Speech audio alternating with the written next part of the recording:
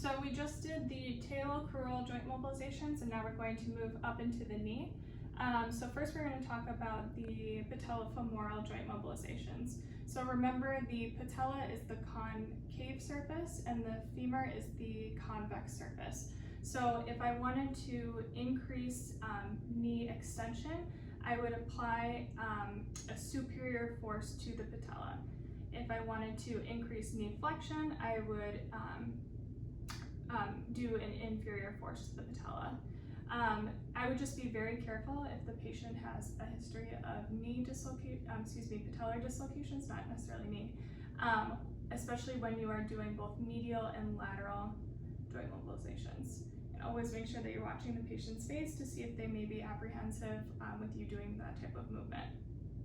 This is especially common when working with patients who are post-op, so post-ACL, post-meniscus, anything that would accrue excessive scarring that may limit their range of motion, specifically near the patella.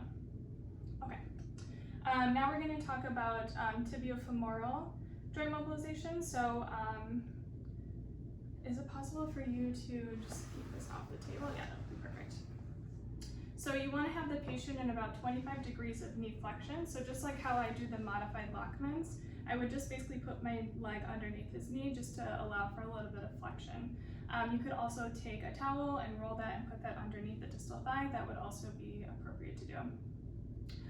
So I'm going to just stabilize the femur when I'm conducting the tibiofemoral joint mobilizations.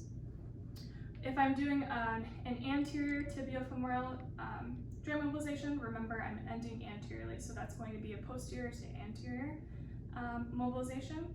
So you can do it in the Lockman's position if your hand is big enough and just pull from posterior to anterior, or you can just put your entire hand on the proximal tibia and just pull anteriorly. Is that okay? If I'm doing a tibiofemoral posterior draw or posterior glide, I would just basically switch my hand.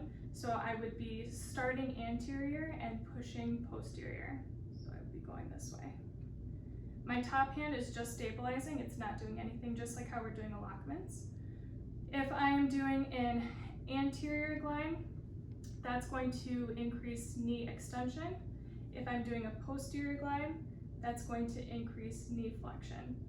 If the patient is able to flex their knee into a posterior drawer position, you can progress them up.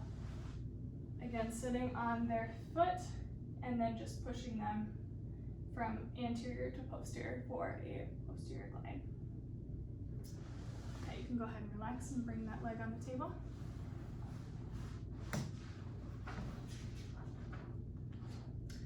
Lastly, we have the hip.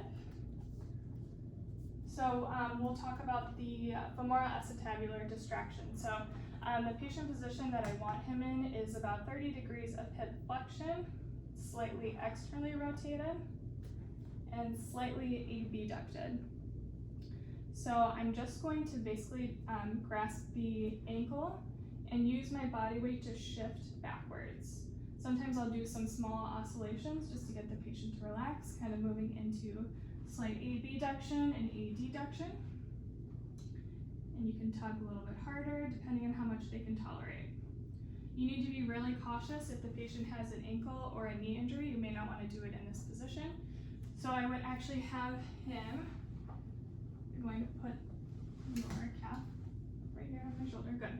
And I'm just going to interlace my fingers like this, and I'm just going to grab basically the top of the thigh, and with a scooping mechanism, I'm just going to scoop the femoral head outside of the acetabular joint.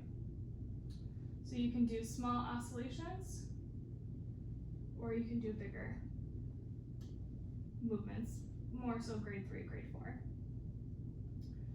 Another mechanism that I have seen is where they have the seatbelt around the patient's inner thigh, and then it's wrapped around the clinician's waist, and then you basically just use your body weight to allow that distraction.